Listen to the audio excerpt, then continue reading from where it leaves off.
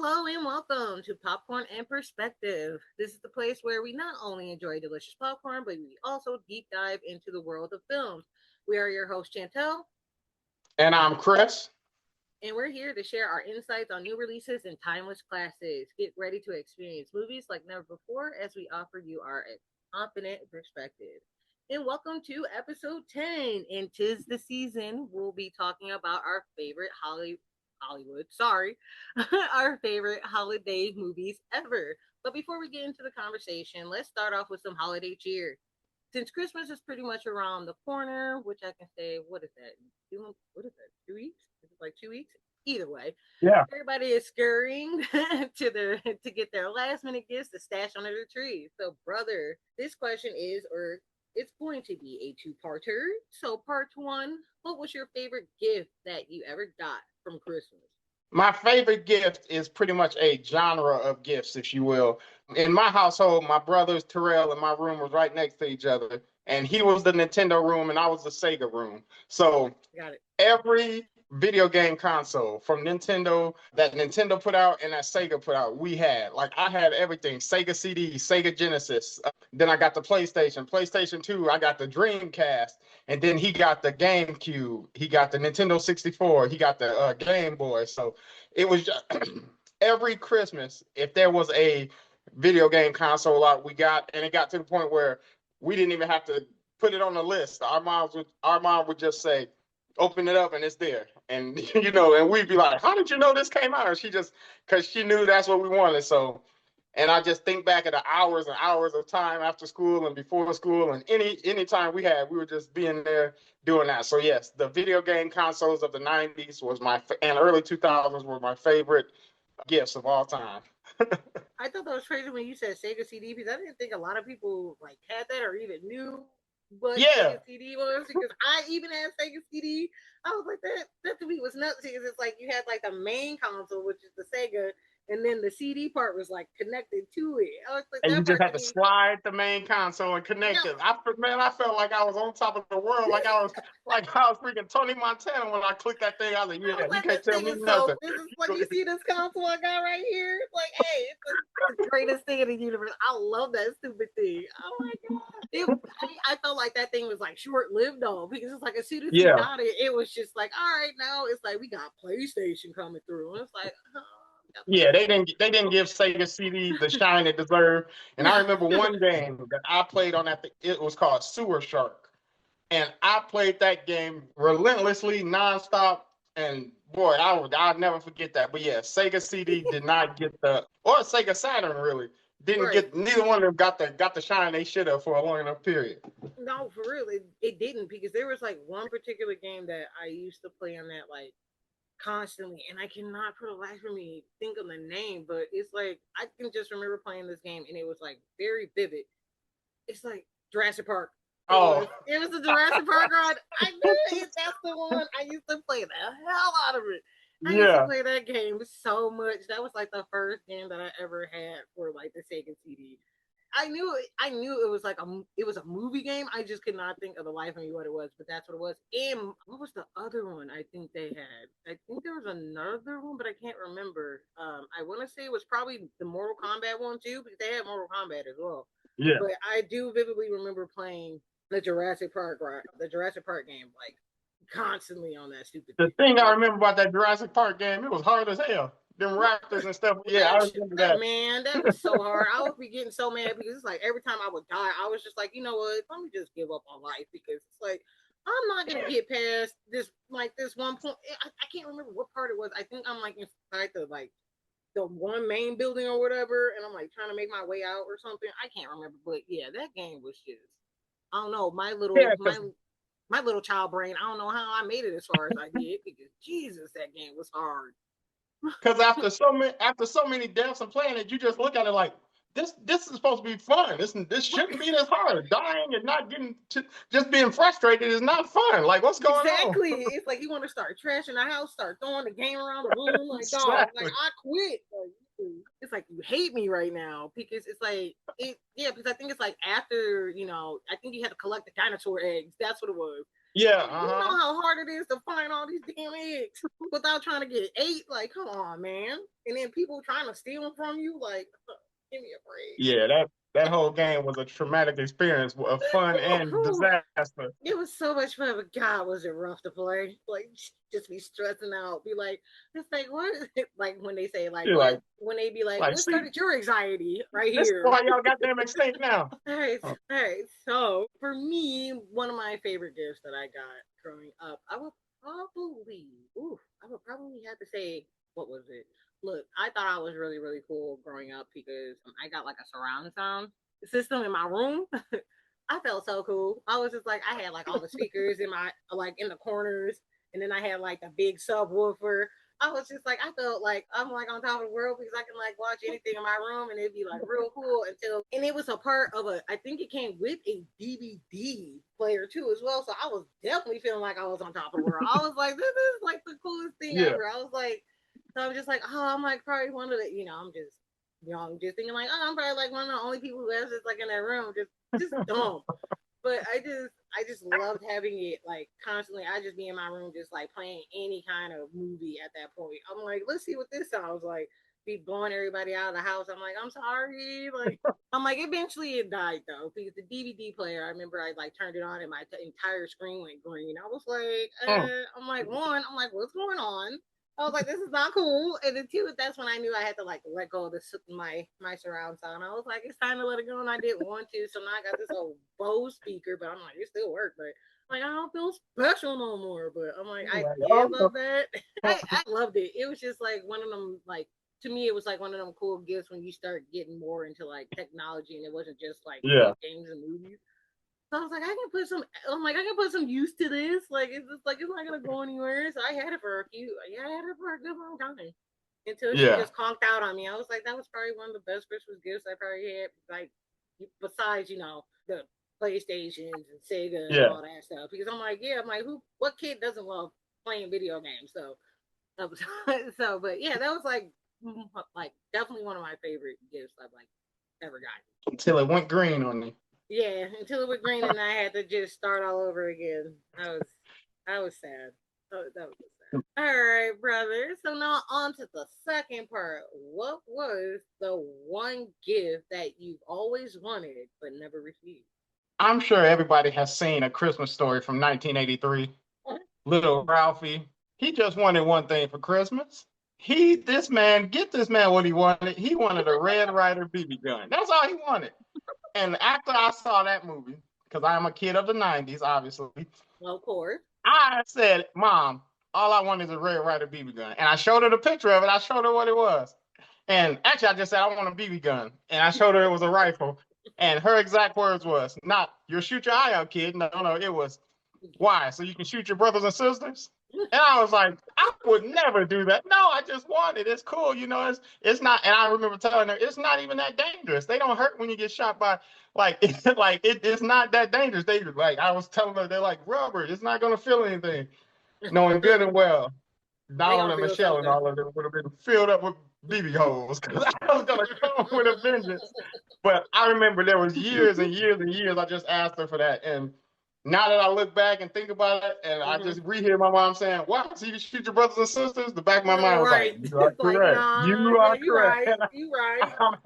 I'm happy she didn't get it." But yeah, that is the one thing I wanted more than anything right there. Never got. And I was never scared of pulling a Ralphie, shooting my eye out because I was like, you just gotta be smarter. Don't shoot it up towards no icicles. Don't point it at yourself. Just like, point it at them. But yeah, that is the number one thing I always wanted. Like I said, I remember tearing out back in the magazine days. I think it was a J.C. Penney magazine, or I can't remember. But I remember tearing it out and being like, "Shoot, this what I want." And I put my Christmas list behind it, and then on the list it was the BB gun. I was like, "Yeah, so you know what I want." But each year she got me everything else but that. I love it. I was like, "Screw Santa." And it's like, give me what I want, please. It's like, I'm not asking for the world. I'm just asking for a BB gun. Like, yeah, you got me the other 6 things I asked for. Thank you, I love you. But where's my weapon? I need to protect the house. But yeah, that was the. But yeah, in the end, like I said, it's a good thing it didn't. What was your forget me not gift that you never got?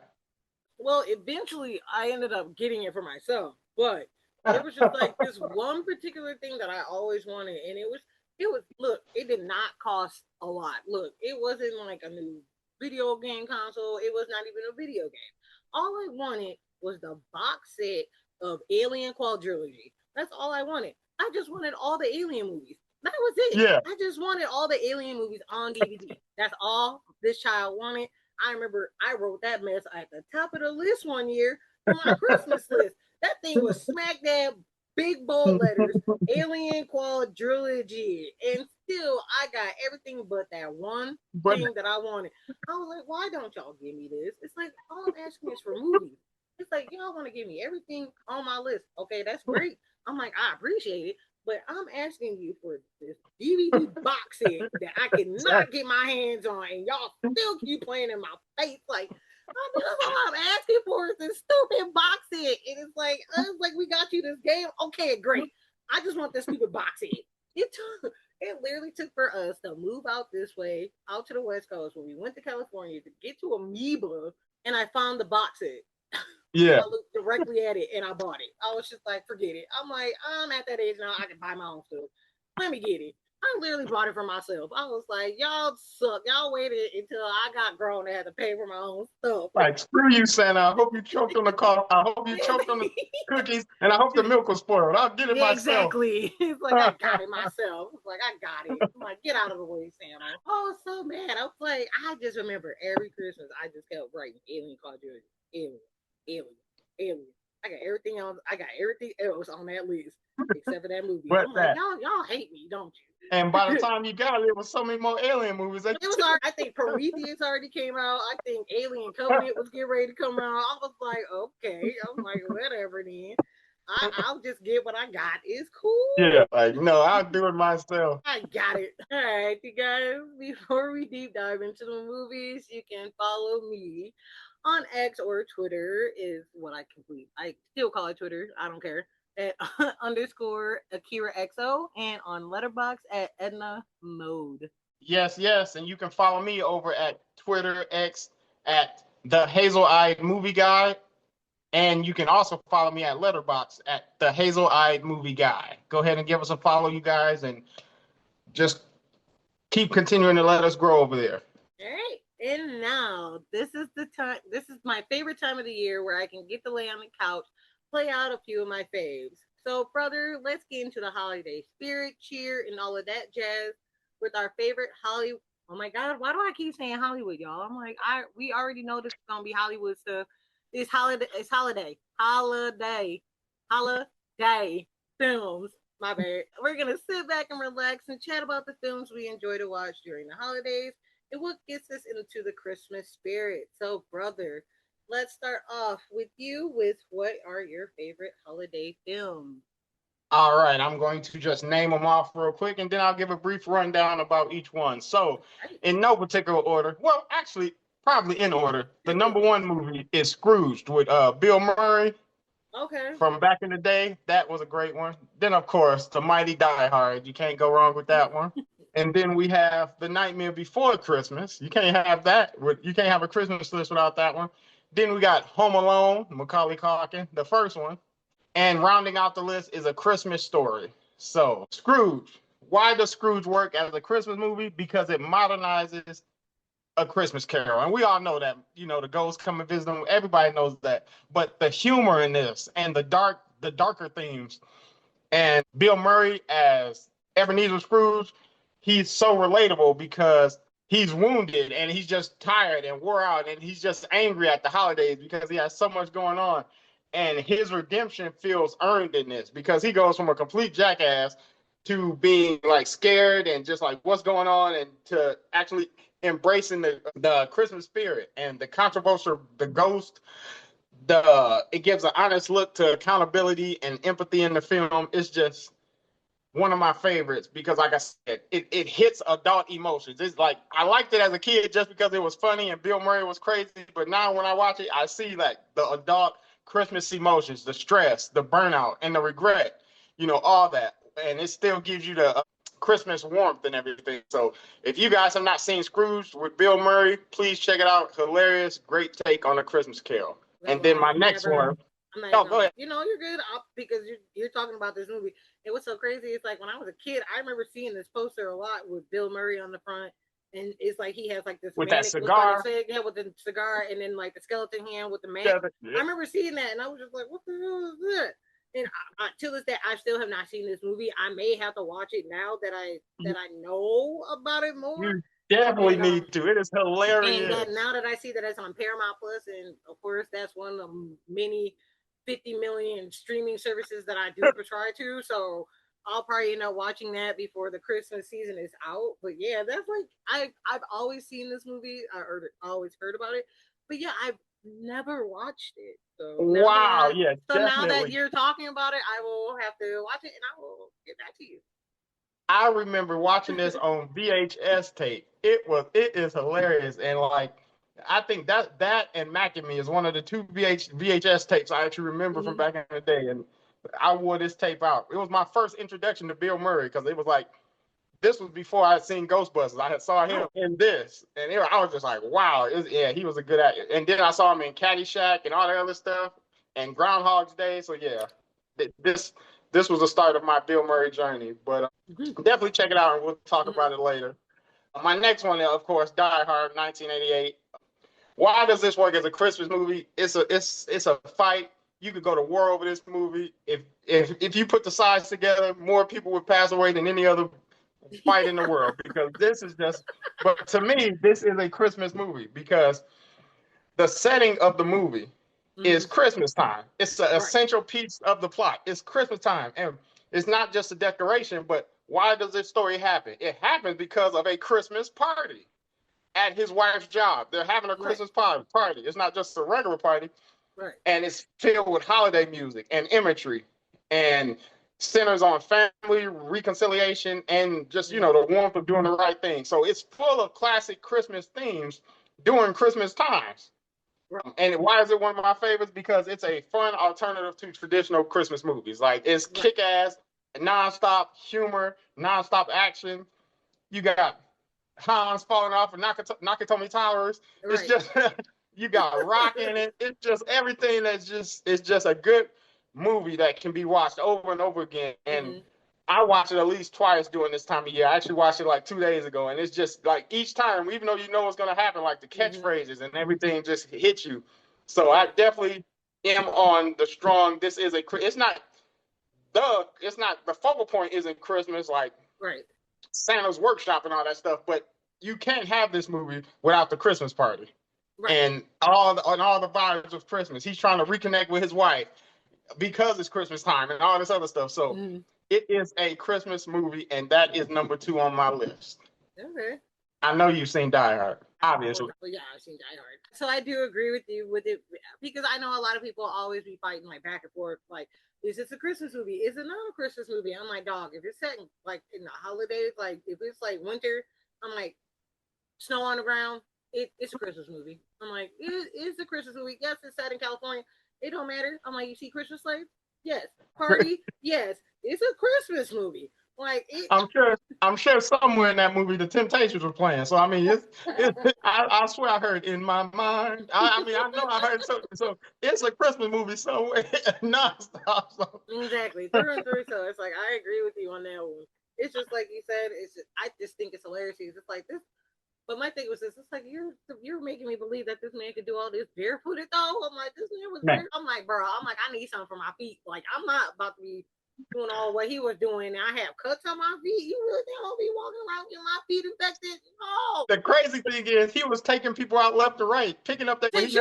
He never thought about picking up a pair of Nikes. Yeah, he's like, dog. You see these dead people sitting here, right? Like, grab yourself a pair of shoes. Just line them up and see if they fit. Even if they too big, I'm putting them on. I'm have too big than glass in my feet. He gonna take his feet up. He gonna take his feet up. Like, if you don't get up. And what really got me is, you know how he was crawling through the vents and everything, and then later on, I discovered that the vents are not even big enough for a human to get in. I honestly thought vents was that big, But Yeah. then, later on, they like, no, that's you can't get no vent. I was like, oh, Nah, John nah. McClane, you lied to me. Yeah, exactly. No big ass man gonna try and fit no kid probably can fit through a vent, but not no Yeah, grown man. Like, come on now. Erica from Stranger Things, maybe, but not no John Exactly, McClane. exactly. Let's be believable here. All right, and my next one is a complete classic, The Nightmare Before Christmas. And this worked because it's ultimately about discovering Christmas. And Right, you can't call it not a Christmas movie if you're discovering what Christmas is. right. With Jack Skellington, he learns the lessons, the generosity, the independence, the good cheer, and just everything, the joy of Christmas. And it's my favorite just because I think this is one of the most unique animated that I've seen in so long. And it blends the festive things of Christmas with the darker style of Halloween and the music and the Mm-hmm. characters. And then there's the emotional depth of the Soul Together girl, Cindy. Was that her Sally, name? Sally, Sally. yeah, Sally. And it feels, like I said, it's just fresh and it's a traditional holiday classic. Like Mm-hmm. my wife had never seen it. I showed her to it and she was blown away by it. She was like, she started out like, oh, this is going to be silly. I don't want to watch. But by the end, her mouth was What? open. She was just like, wow, that is crazy because it's that What? good. So just everything. Like, and I love how it started out with pretty much like you went from Right. Art the Clown kind of with Jack the Skeleton, like being the king Yeah. of Halloween, darkness, spiders, kill everything, to being pretty much one of Santa's helpers at the end. It just the whole arc of his story was just so good, and how they blended in, like I said, the Sally and Uh-huh. everything like that. It's just one of the best classics out there. Like it's seriously one of my favorites because of course I'm gonna watch it because I always watch it every Halloween and like every Christmas because you got two holidays in there, so it Yeah, fits perfectly because people could say, "Oh, it's a Halloween movie. Oh, it's a Christmas movie." Guess what? It's both. So exactly. and so that's why I love it. And like you said, I thought like the animation for it when they did it because of course that's like how do you say it's stop motion. So Yeah. I that's what I love about it so much because it just looked real and it was just like you said, it was fresh and it was a lot of fun. Like and it's still a lot of fun from like you said, the music and just the acting because for the longest time I did not know that Danny Elfman, who everybody knows is like the like the theme guy, just Uh, who makes the music like he's amazing in it. I didn't know he was the singing voice for Jack Skellington. oh, Like I didn't it know that took until just now. see, so it took me like I don't know when I knew I found that out, but yeah, I was like blown away. I was like, wow, I was like, he's pretty cool as the Jack Skellington voice. But the thing that I love about it is that when I found out the speaking voice for Jack Skellington is Chris Sarandon, and of course I'm like, we should all know who Chris Sarandon is because he was Prince Humperdinck, Princess Bride, or he was our guy Jerry Dandridge from Fright Night. So I was like, so I think that was really cool just to see him, just fall into this role as, like Jack Skellington. So it was really cool. Then like, see like familiar names to like try and see who fits voices because like these guys are great at like the voices that they do. So it's like you don't know who it is because I don't know why for like the longest time I thought Sally was what is her name? The one who she has like the big sad eyes. She kind of reminds me of who was in The Shining. What's her name? Oh, Uh, oh, what is that lady's name?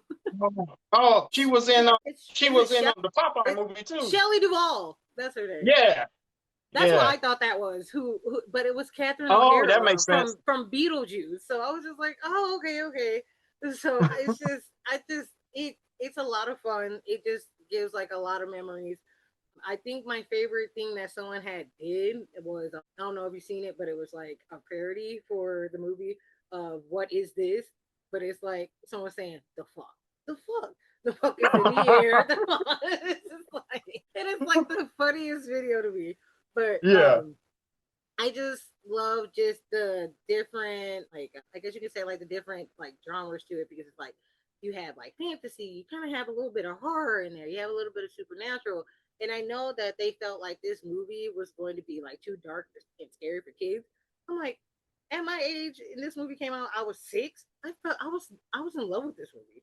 Like Yeah, it was I love perfect. this Like it movie. It wasn't was too gruesome, great. right? Yeah, it wasn't nothing too. I didn't think it was anything too scary, but I think I can understand when you get to the Oogie Boogie Man. That part I can understand, but other than that, I just thought this film was just it was phenomenal. I love that they didn't like try and like give us like a second part, like they try to do, or like anything of the sort. They just left it and they left it be, and they just they'll like release it, once in every blue moon, which is kind of cool that they do that. Just instead of just being like, oh, we'll just remake another one, or oh, we'll give you a live version. Like, no, just leave it. Yeah. Did So they was that a possibility? Did they ever discuss a part two? I don't remember. Or no, they I don't. just No, I I hope don't not. think. Yeah, okay. I'm just like I think they just left it, and Yeah. I'm just like, please, just leave it. You don't need nothing else.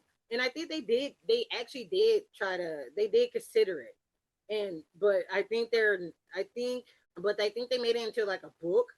So I'm kind of Oh, okay. happy that they just like don't make a movie, don't do nothing. They could But have they could have made it a 90s cartoon, but I yeah, don't think that another movie would have worked like that. right, Like, that would have worked. And like I said, the biggest thing about this movie is just the characters, because you just right, think, like you said, the Oogie Boogie, he was my yeah, favorite.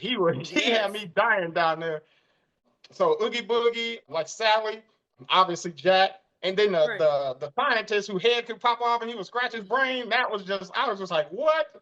So all that, and then all the little munchkins, like the mayor whose head spun around, and then all the kids and everything. Yeah. So, and the ghost dog and all that. It was just like it had so many characters in it, and it was just well done. And like you said, the stop motion of it, that Mm-hmm. takes so much work to get everything, because you pose them, take a shot, you pose them, and it just takes so much. And they did a spectacular job for this. And I hope this movie won more than enough awards. I don't really know how many it won, but I hope it did, because it definitely deserved all of them.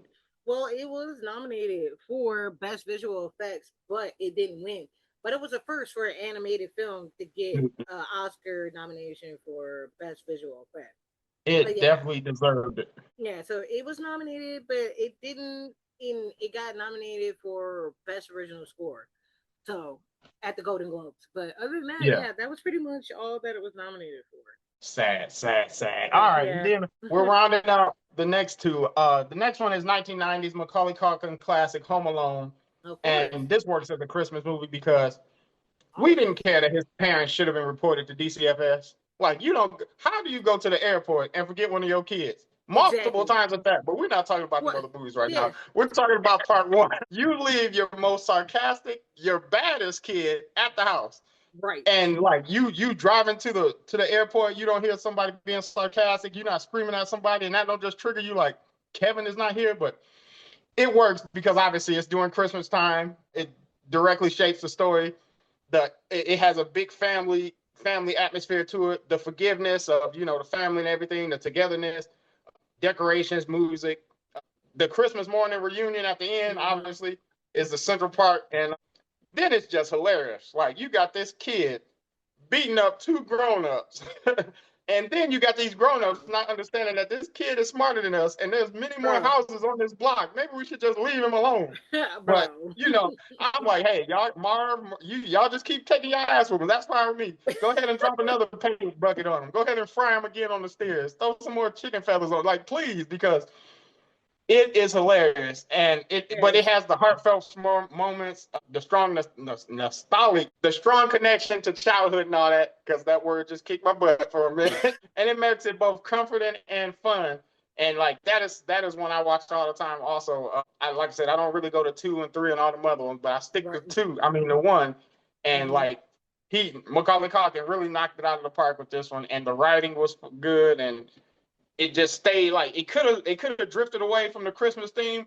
But Right. then even through the movie, when he kicking their butt and everything, he realizes that he's alone at Christmas time, and he gets him down and everything. So they Mm-hmm. they brought the humor, they brought the antics, but then they wrapped it back up into Christmas, and that's why it's one of my favorites.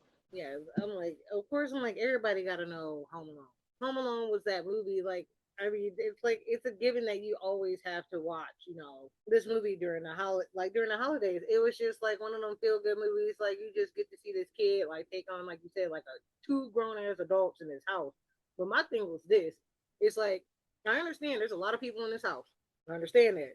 But don't y'all do a head count? Like I need everybody to be on point. Like if I call your name, it's like you better say your name and I better see your face. Like because I think Exactly. all she did was like tap somebody and that was it, thinking that it was Kevin. And it's like, dog, I'm like, that was not Kevin. Like Kevin is still in the house in the bed, like, and it's like y'all didn't like check. Like y'all didn't even check, like y'all didn't check rooms, like y'all didn't do like none of it. Like you just left this boy in the house by himself. But then on top of that, I'm also thinking it's like, why can't y'all call like the neighbors to be like, hey, can someone go check on Kevin to see if he's all right? It's like, hey, can someone watch the kid? Like, can you come to the house just like, hey, like come and stay with us until your parents come back? Like, Did they nobody ever did even it. try to call the house? Did they ever try to call the actual house? That's what I really. That's what that like before you even said call the neighbors. And when you were saying the head count and everything, I was thinking in my head, Yeah. I don't think I ever saw him pick up the phone and when it was ringing. Like I don't, or did he try to call? He didn't try to call them. I mean, Right, I don't right. know, The house, but but something they could have called the house. right. The airport has plenty of phones. Right. They could have been like, hey, like, are you home? Like, are you still at the house? Where are you? Sorry, I know we like getting off topic, like, but it was just that just threw me off because it's like a lot of stuff. It's like, okay, why didn't this work? But anyway, the reason why this movie works as a Christmas story, of course, because obviously it's during the holidays, and it's like it's just watching this kid just come up with like these booby traps for these two men that's like coming through your house. Like, because for one, it's like, okay, like how does this work? Like how does like this what like this 7 year like this 7 or 8 year old kid or whatever who is taking on like these two grown men, like he knew how to like booby trap the house, like he was his own little MacGyver. Like it's like how is that even possible? But it worked because it's just like we're just seeing like, oh, what would a kid do by themselves on Christmas, and no one's home. So it's like you see this kid like literally like trying to take care of himself. He's just like trying to watch like holiday films. He goes to the store to like, like buy stuff for himself. He's trying to like take care of home, but it's like he's a kid. It's like he really can't take care of home, but he's like trying to. And I think it's kind of cute, but then it's like also it's like, oh no, like this kid has to like take on the bad guys all Yeah. while, and it's just and it's just like a lot of fun just to watch, especially just seeing these two bumbling idiots like get get the has the upper hand taken from them by a kid, like a literal kid. Because I love that Family Guy like did like this little thing where it was like how Home Alone would have ended, where it was like they show the kid at the top of the steps and the bad guy like shoots him. Yeah. Yeah. I'm like, see, that's how this movie should have ended if they were actually actual like bad, like good robbers. Like this is what would have happened, but thankfully that's not what happened. We just have this kid trying to protect his house, trying to protect himself during the holidays, and his family, well, not his family, mostly his mother trying to find her way back home to him. And it's just one of those stories where it's like the mom is like having a moment where she's like on this truck with like these guys where it's like John Candy, and she's like talking to them, and she's just like talking about like family life and her son. And then it's like Yeah. John Candy's character is like trying to give her like advice, and like because it's like this is a big family, like this whole family is Yeah. huge, and it's like everybody's like on top of each other. Everybody can't, depend on, like, you got to depend on each other, and it's like really hard when it's just a bunch of chaos. And I remember the plane ticket for Kevin getting brushed off into the garbage. Right. So I can see how I can see how you would have the tickets in your hand, and because you Mm-hmm. have that many kids and that much chaos going on, you would say, okay, you wouldn't think, oh, I lost a ticket. You would think all the tickets are here, so all the kids are here. But you Right. have eyes also. You physically can see this is Tina, this is Marie, this is David, this is John, Right. there's no Right. Kevin. There's a blank Right. spot right here. Where's Kevin? So I mean, and Joe Pesci and Daniel Stern, they Mm-hmm. did amazing as the two idiots. As Marv and Harry, they did amazing, and they don't get enough credit. Like they did a great job. And then you got one of the best taglines that I've ever heard of in this movie, where he said, "Keep the change, you filthy animal." When I saw this, I wasn't that old, and I would walk around saying that, and I got popped in the mouth a couple of times for saying that. Like with my like, I remember one time my mom gave me dinner, and I said, "Keep the change, you filthy animal." Pow, right in the mouth. But I was Macaulay Culkin at that time, so I was good. But so that just they have so many catchphrases, and like as Mm-hmm. I watch it as an adult, it's like I put together that it's like life itself, because in the beginning he's a child, and Right. he's doing childish things, but then he has to become the man of the house, so he has to grow up and like take care of himself and be alone. Mm-hmm. And then in the end, after, holding down the fort, taking care of himself, going to the store, like you said, making sure everything is all right. His family, he comes back to family, and Right. he's a kid again. So he literally lives a full circle life in this movie, and that is a great aspect or side way to look at this movie. So Home Alone, always a classic. I'm sure everybody has seen it. If you have not seen it, just go see it. Don't just go pick it up. I mean, streaming it somewhere, especially this time.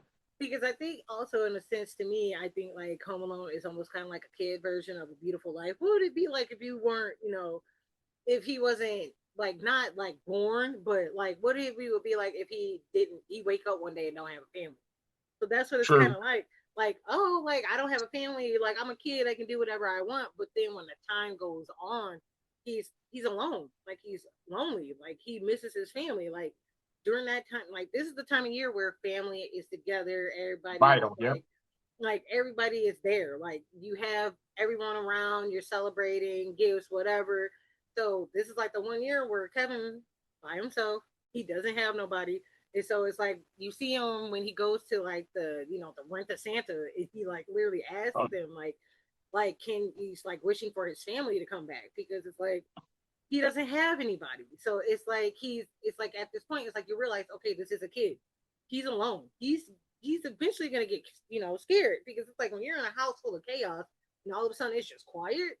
It's like yeah, yeah. it's fun after a while, but then it's like okay, like is everybody like are they gonna come back? Like did anybody miss me? Like did they forget about me? So And in the beginning, he was hateful of his family. Like he was butting heads with his mom, the older brother. He was mm-hmm. wishing for what happened. He was like, "Oh, I don't want y'all here. I don't want to go." But then, he saw that, Right, okay, I do need them. I do want them here. So yeah, that's awesome. And yeah, and it's good that the mom came back. Like the whole family right, didn't, that the mom, because they were butting heads, and they needed that scene to show that I was terrified that you was gone, and I was terrified that you was gone. We have each other. We have love. This is the holiday. We're good. We are a family. That was a good part of it too that I really liked.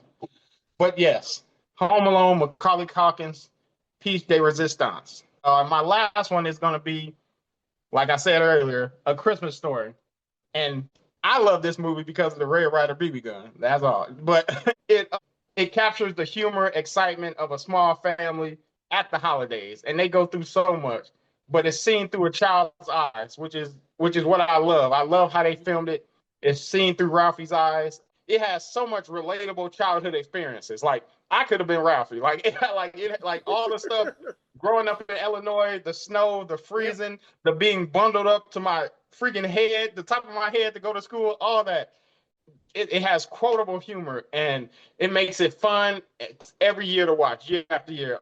The Bumpus Hounds, when they took that man's turkey, the mm-hmm. furnace, when when he had to go down there and he was doing all that cussing, when Ralphie had to put that soap in his mouth and he had soap blindness out. It's just so much. And when the friend put his tongue on the pole and it froze up, because I always was like, I want to do it because I don't know if it's real. But then I want to fool somebody else to do it to see it. I don't want to do it, but hey, you think you do it. But so Right. it's so much in this story and it's just the mom and dad are just hilarious because they're just trying to work through everything. And it's like two different movies. You like how the mom and dad going through things, and then you have the kids going through something. Like when they got that lamp, the leg lamp, the mom and dad was just going through chaos. Fragile. Yeah, they were just going through chaos. That was just like a separate movie, but it was like there's so much wrapped up in this movie. Like after the Bumpers House ate the turkey, they had to go Right. to that Chinese restaurant. The Chinese person cut the head off and was singing in Chinese. It was like rah rah rah rah rah. Man, I lost it. That is one of the best holiday movies that you can watch right here. You can sit down and watch this every year with your family and just see something new all the time. So it like, oh my God. Now I'm thinking about that pink bunny suit that Ralph had to come down the stairs in. And Yes. she was like, you only wear it when she come around. Like, oh my God. Like, yeah, Yes. that is a memorable classic right there. Yes. I definitely have to agree because it's on my list as well. So I might as well just go ahead and just give my list because it's at the top of the list anyway. So Okay, we'll okay. talk about it. We're gonna talk about it. So for me, automatically already A Christmas Story because we were just talking about it because like you said, it's a holiday classic. The other one will have to be if I had to give my number two, it's gonna be the Grinch Stole Christmas. Not Which one? yeah, that's what I was saying. Oh, sorry, I was okay. like no, I was like not the '60s. I like Jim Carrey version. Okay, gotcha. So that's number two. Number three is going to be the ones that I normally watch a lot. A Nightmare Before Christmas. I'm like that. That's it's a given. It's gonna be on there. And then that was That was three. okay. I'm like I can't remember what I counted. Oh Lord, yeah. So that was three. So number four, this one was a.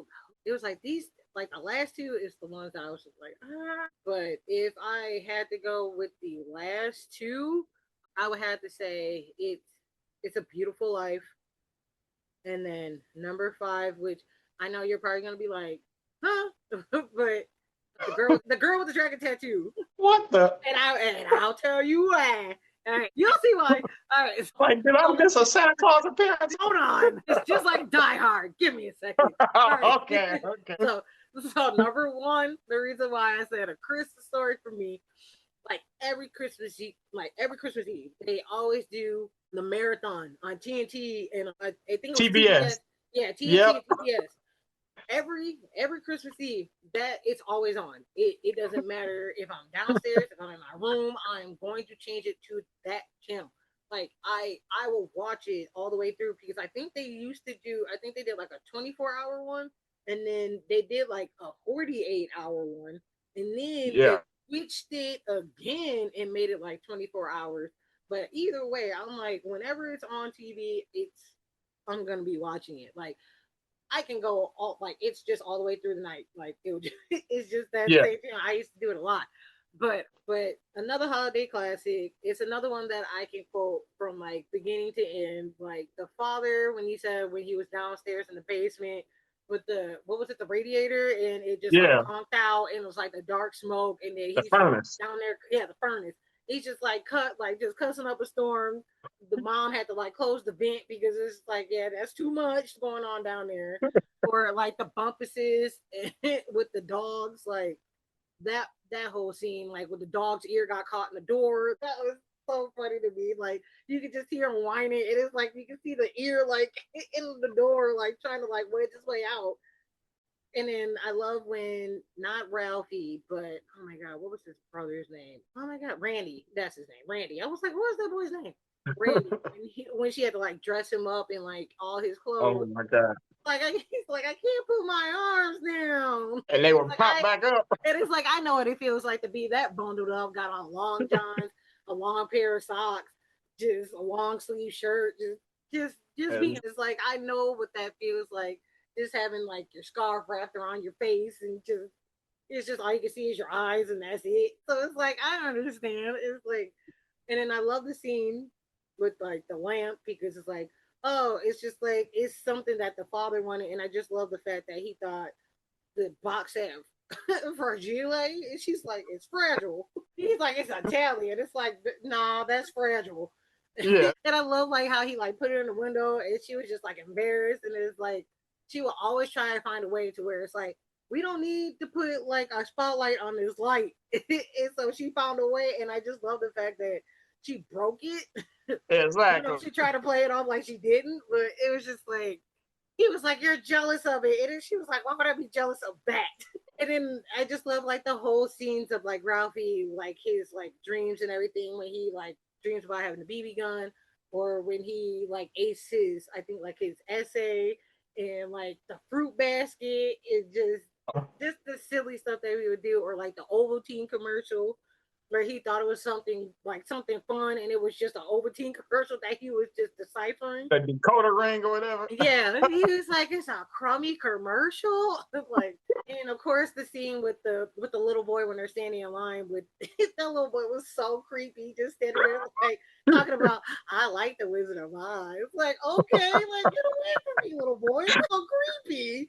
It is just, and then I think you've seen pictures of me in it, but I do have the deranged. Oh, Easter Bunny. yeah. I Yeah. have the actual onesie. I have the deranged Easter Bunny onesie. It's still hanging in. Yep, here it is, right here.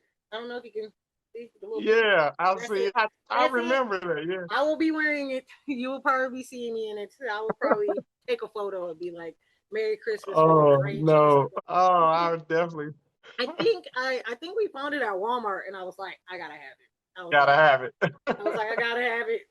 And so yeah, it will make its debut on Christmas night. I will be in it if I can Oh still fit in. no. But yes, like the movie is just it's just like so many like just so many fun moments in that movie, especially when Ralphie drops the F bomb. He has to get his mouth washed out with soap, and when Yeah. Ralphie lied on his friend, said it was his friend Schwartz, and it wasn't his friend Oh Schwartz. yeah, yeah. And like it was just so much going on in like this family during the holidays, but it was just so much fun because it's like we do go through a lot of stuff during the holidays. It's like it's either is something funny, either something sad, or just anything. And so it's just making you see what it's like for this one kid during like the Christmas holiday. Like it's almost kind of relatable in a sense on certain things, not everything, but on certain things that he goes Yeah. through. So it's just one of them feel good ones that you can just watch from beginning to end, and it will be a constant loop like every holiday. Like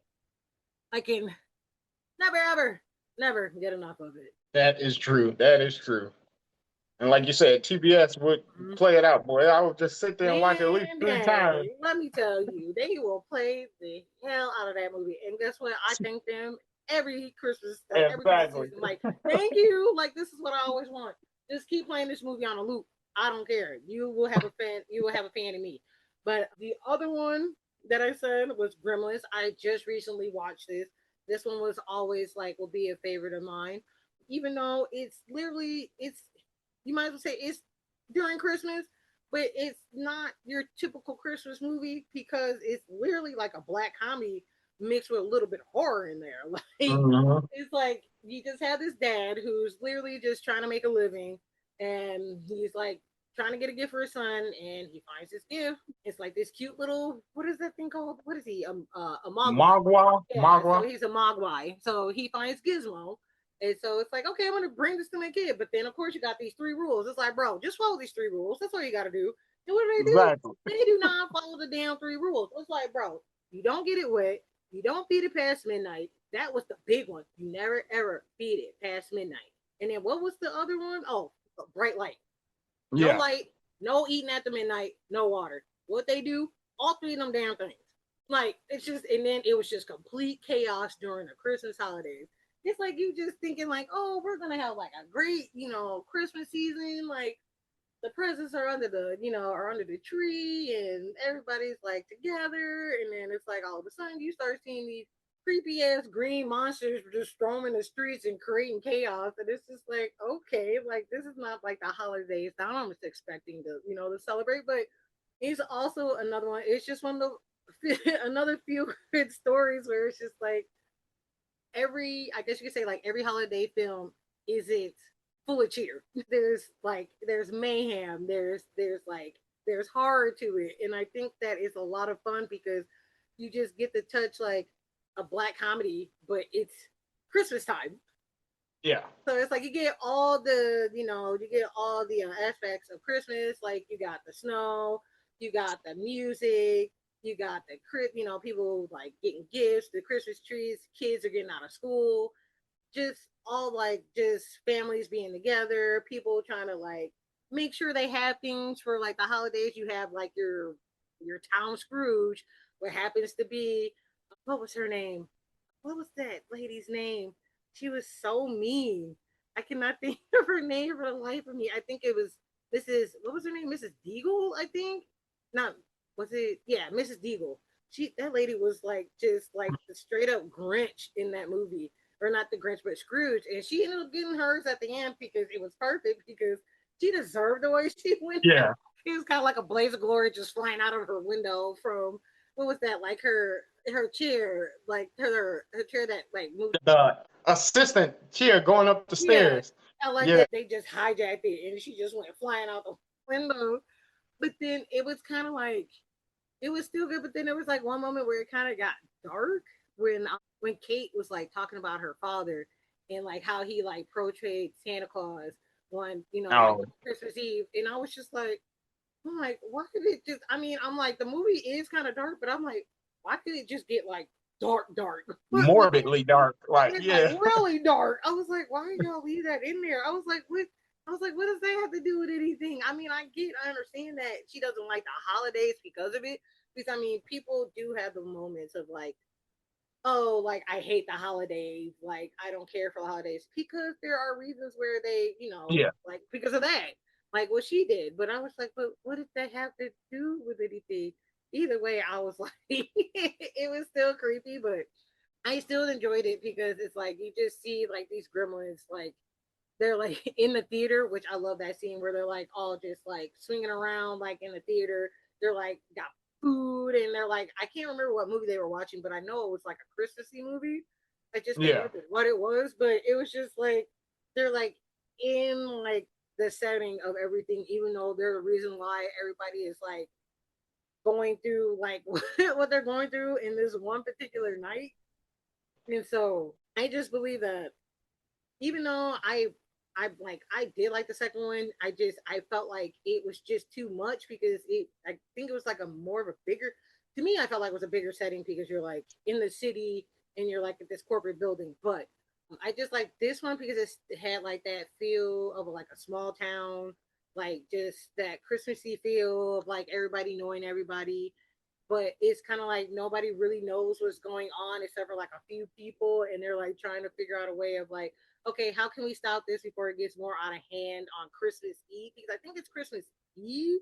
It's not Christmas Day yet. I think it's Yeah. Christmas Eve. So it's like they're trying to figure out a way of like let's try and get this figured out before it gets more out of hand. So I think it was like really funny. It was scary. It did get a little dark, but it did also have like that feeling of like, oh, like this is Christmas time. Like this is where you can like celebrate and just like curl up at a like at the TV with your family and just watch this Yeah. movie. So And um, the characters in this movie are lovable. Like even Stripes, right, he's the bad guy, but I mean right, I mean he's just being himself. And then of course you have Gizmo, who is the lovable furry creature that mm-hmm. everybody loves, and all it all the gremlins have different characteristics. Like the Right, ones with the crazy eyes, and then later on mm-hmm. there's one with electricity. There's just so many. Like it's like the minions. They all have different Right, personalities and are different. They're the same being, but they all have different personalities. And like the two main characters, Phoebe,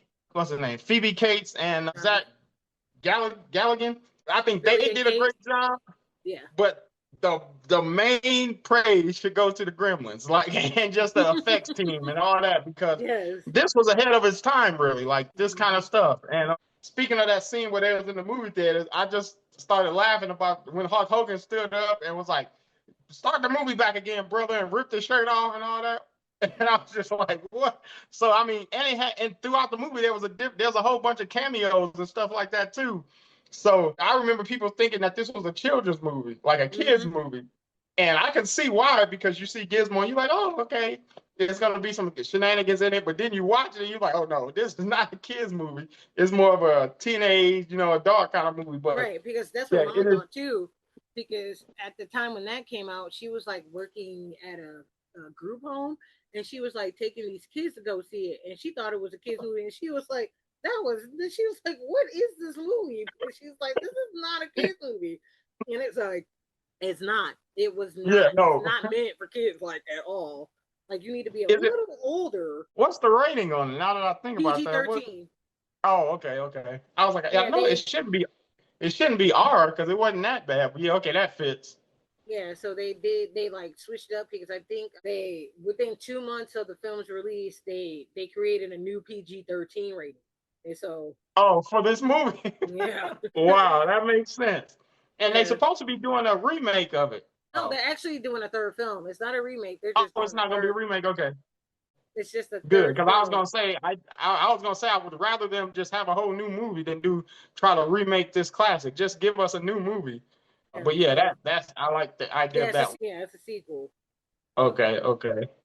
yeah, it's supposed As to come out long as they got 2027, Gizmo I and think. Stripes in it, we good. And the one that looked like Nicki Minaj at the end when she Oh was in the yeah, bathroom in New York. that was the That second one. second one, Yeah. yeah, I know that that was hilarious. But yeah, okay. focus on this one. It is definitely, obviously, a Christmas movie. It's one that I don't think it's one that holds up as sentimental Christmas wise as the other ones we discussed, but it's Uh-huh. definitely not that far off. Is as just one you can pop in and just because it's funny too. You can have laughs and everything through it. Right. So All right. And then for my fourth one, it's How the Grinch Stole Christmas. Of course, everybody knows this one. This one, I can't believe it's been 25 years since it's been released. Like dang, has it? that, yeah, it's nuts. Like just reading that 2000, 2000 is when it came out. Which man, that seems so long ago. I But remember going to the movies to see this. It yep, felt like it was just. exactly. I remember going to the movies and just falling in love with this film. It was crazy is I saw it here in Vegas because we came out here for Thanksgiving, I think. Yeah, it was Yeah. when we came out here and it's like I remember seeing was it this year? I think it was that year when we came out here for Thanksgiving we saw it and it was a lot of fun. But I just love Jim Carrey because I'm like, we all grew up with Jim Carrey like as kids, so it's like we all know who this man is. Them for them to put like a spin on this Christmas story because we all know it's like a short, but for them to make it like a full length and to give us like a background story on the Grinch and how he became the Grinch and because he was someone who actually loved Christmas and he wanted everyone to like him and he wanted to be able to like fit in with everybody else, but of course he couldn't because he was green and he looked different. And so of course when he's made fun of after, his little shave because it's like old boy said, he was like, who will like you, with Yeah. just like with the hair on your face or whatever. And so it's just like watching him become like this bitter, grouchy green creature in his way of being like, okay, like this is how I'm gonna like steal Christmas. But what I love about this one is like they show you like the bad side of like Christmas and like how people can get during the holidays when it comes to like buying gifts and like discount this and discount that and like you can get this and this and people just like fighting each other and trying to like rip each other's head off just to like get like the perfect gift and he's just seen it like, oh, like people don't really care about the true meaning of Christmas because people are losing Yeah. what the true meaning of Christmas is about. It's not about the gifts and all that stuff. It's about having the spirit and like being like with your family and like caring for people and others and that's what Cindy Lou Who wanted everybody to realize. So just to see like the comedic chaos that is Jim Carrey, like he just made this character so lovable and just so funny. Even though this man was about to go stir crazy in that outfit, I appreciate what he gave us because this to me is like a classic. And then of course like the whole scene with him stealing and then like him and Cindy Lou having a moment, like two moments actually, like when she saw him at the post office and then when he was at the house. And so actually no, they had three moments. My bad. One at the post office, one at Grinch's when she invited him to Oh the yeah. for the what was it the Christmas what is it the Cheermeister or whatever. Yeah. And then when he went to actually no four because when she went to him and found him when he had all the gifts and stuff he had to save her. I forgot. There's so many parts with him and Cindy Lou Who, Jesus Christ. But anyway, but the film was a lot of fun. Like the setup was phenomenal. Like the one year when I had one thing Universal, I got to see the set.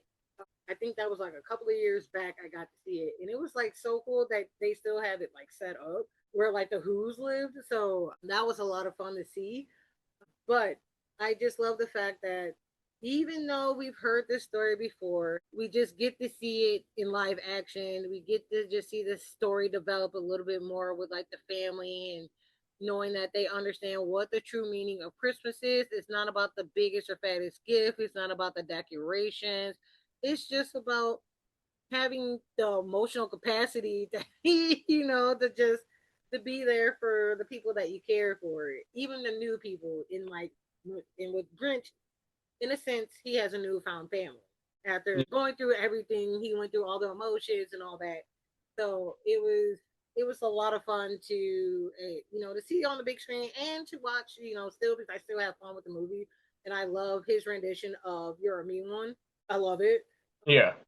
I don't know why they decided to like make an animated version like 18 years later. Like we didn't need it. Like the animated Grinch because I'm like, it didn't give anything to the story. It's like you're telling the same story over and over. It's Yeah, like it didn't give anything new. It didn't change up anything. it It didn't was the change same story, anything. just in cartoon format. So Yeah, yeah. and it's like, and it was just dumb. I mean, I'm like, I appreciate that. What's his name? Tyler, the creator, gave us a new version of the mean one. I liked his version too, but it just didn't. It just didn't do anything for it, and that's why I love the fact that they actually did this, and they just gave us something to just to enjoy. And I'm happy that they didn't try and redo it, even though I know they tried to do like a.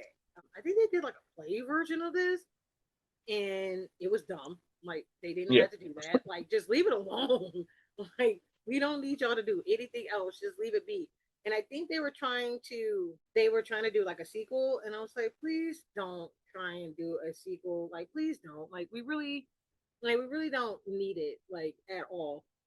But Jim Carrey said that he was open to reprising his role, but like he said, he will only do it through motion capture because he couldn't withstand being in that makeup chair for so long or in that outfit. So, but I just think that they shouldn't even touch it because I'm like, why do we need a sequel? Like, what is the sequel? Like, what is that going to be about? Like, we don't need nothing else. Like, this Yeah, story, because his heart and everything has already gotten into the holiday spirit, so you yeah, can't make him go back. yeah, His heart can't go back to the small size. It's already grown. So I mean, it's like, yeah, don't give us a sequel. Don't give us any more movies of it. Just keep pushing the Jim Carrey movie as the best there is of this film. Because, like I tell people all the time, they like, oh, the Grinch hated Christmas. No, the Grinch didn't hate Christmas. The Grinch hated people. He yeah. loved Christmas. He just It's that hated the the people people, yeah, who made it who worse took the for him. joy and the fun out of Christmas because they couldn't understand that everybody is not the same. So the Right. Grinch loved Christmas. He just hated the people and how they acted. And he was right. I completely gold star. You're thinking on the right path. You're right. So I mean, yeah, don't give us a new one. Don't give us any more. Because I mean, unless you're gonna change the story up altogether, but you can't Right. really. You really can't at all. Because there's nothing that you can change. Just leave it be. But so for my last one, which I know is throwing you for a Yeah, loop. this is what I've been Um, waiting on because I just googled the girl with the dragon tattoo cast Santa Claus appearance and they don't have him in there. So so for the reason why my last pick is the girl with the dragon tattoo.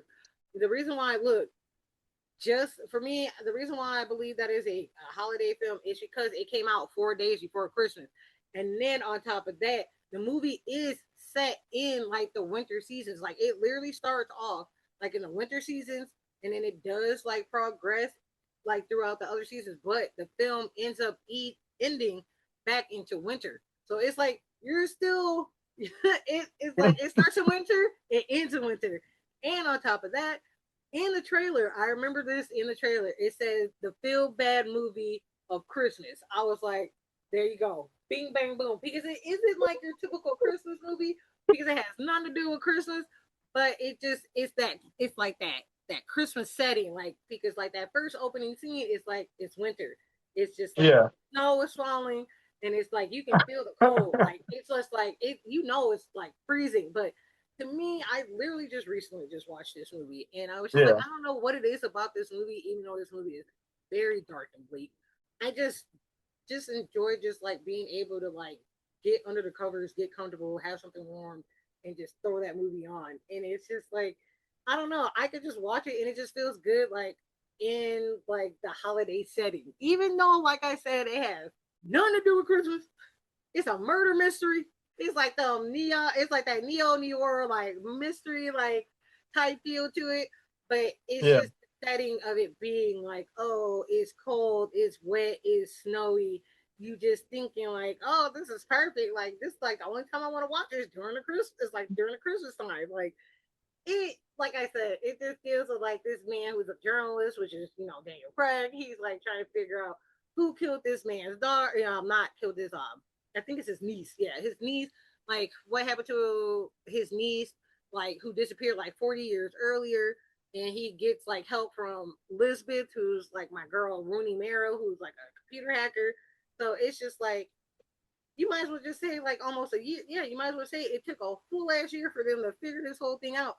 But it, like I said, it started in winter, it ends in winter Because even when she says, like at the end, she's like, it's winter again. And she was like, I'll see you soon. And she buys this man a gift. So also another reason it's a Christmas movie. I'm like, she bought this man a Christmas gift, but I'm still mad at the fact that she never gave him the gift because this man, like, look, sorry, he fucked her over. I'm sorry, but he ended up fucking her over in the end, and I felt bad for her because it's like she finally found somebody who like kind of like made her happy. And it's like, oh, I'm gonna buy this man a gift, and it's just like the gift went to shit because she couldn't even give him the gift, and he didn't even know about the gift. I was so upset he never found out about the gift, but even in the like the first half, she ended up buying like a gift for her. Not what is it? Her oh my god, there's a word for it. I cannot think of her award. When she bought Yeah. her gift award, like she had bought him a gift, and so that's another reason why too. I'm like, this movie is somewhat of a Christmas film in a sense. Like, just not because it's not like a holiday film or anything. It's just the setting. It's the Christmas time setting for me. And It's with the just popcorn and perspective inaugural Stretch Armstrong Award, we give it to Chantal because you stretched this one. I'm gonna give you that. You have taken the Stretch Armstrong ah Award.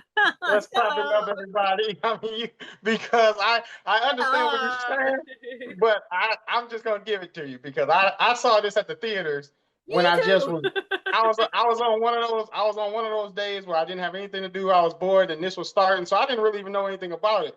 But I saw it and I did enjoy the movie. I haven't saw the other ones to go with it, but this one was a good movie. I didn't get the Christmas feel of it, but if you got Christmas from it, I mean, I'm sure Daniel Craig played Santa Claus somewhere. But but yeah, I do agree with everything you're saying about the movie and stuff like that. I can't remember too much about it because I literally saw it like 2 days after it came out, which was in 2009 or 8 11. something.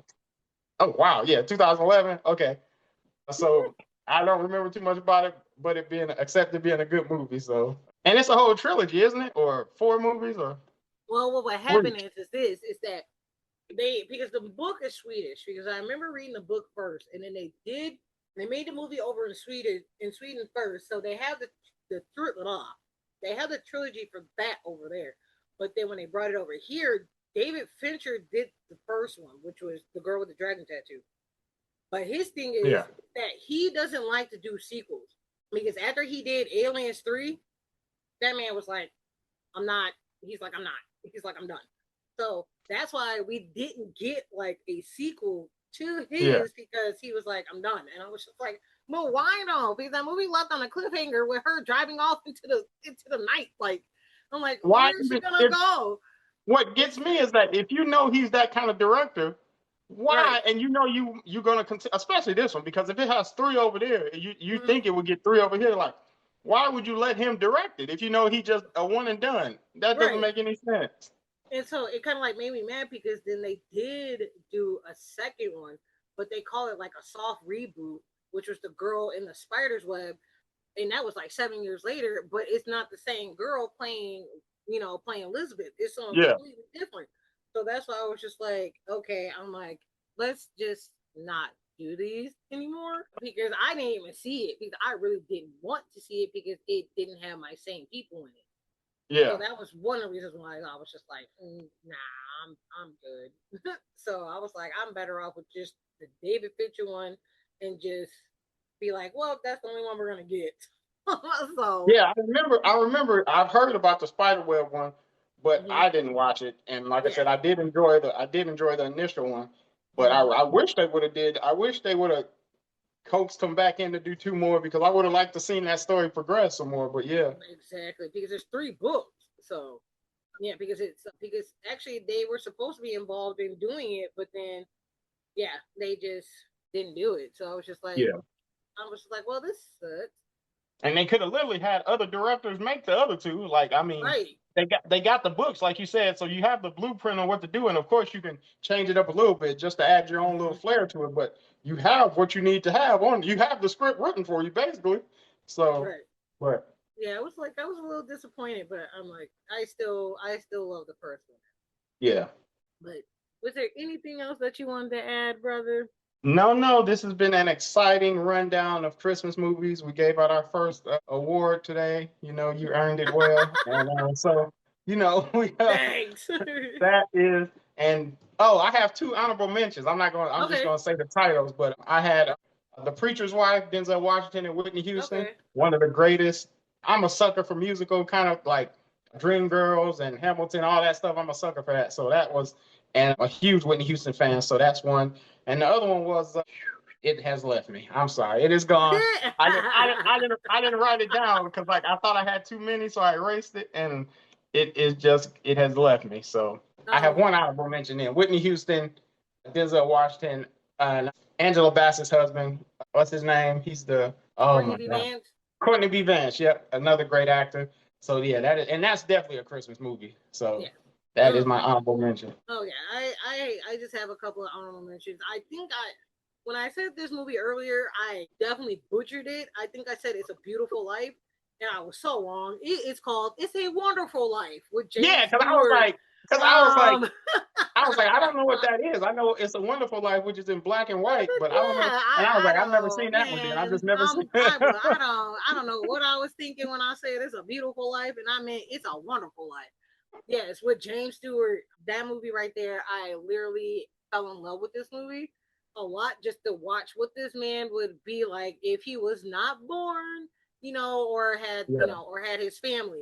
So it was just one of them movies. It was just like, wow, it's like you're just watching this man like go through it, but he finally, he gets it together and he finally gets his family back again.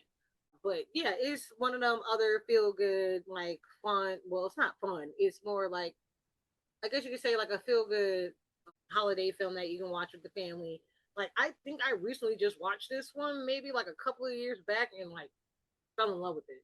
yeah, And then my other honorable mention for the holidays, I would have to say, look, it's gonna be. I would have look. I even though it does not have nothing to do with Christmas, it's just the here perfect you time of year go. to You watch trying to it. get that award Harry again? Potter, I don't care. Oh my God, You Jesus deal with help us. it.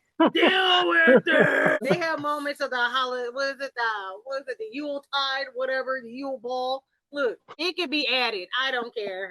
I don't care. Y'all can suck it. I'm taking the award back because you're not even you're not even you're not even stretching this one. You just It just gives you that moment of like, look, I could watch that whole thing during this time of year. It just, I don't know, it just gives me that feeling of like, let's watch.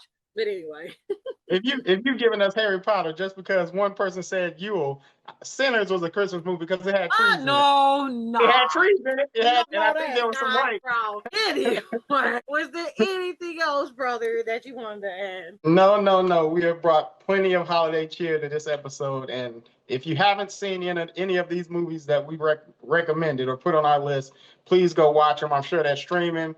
As far as a Christmas story, Christmas Eve, if you turn on TBS, you can watch it 52 times in a row. All right, y'all.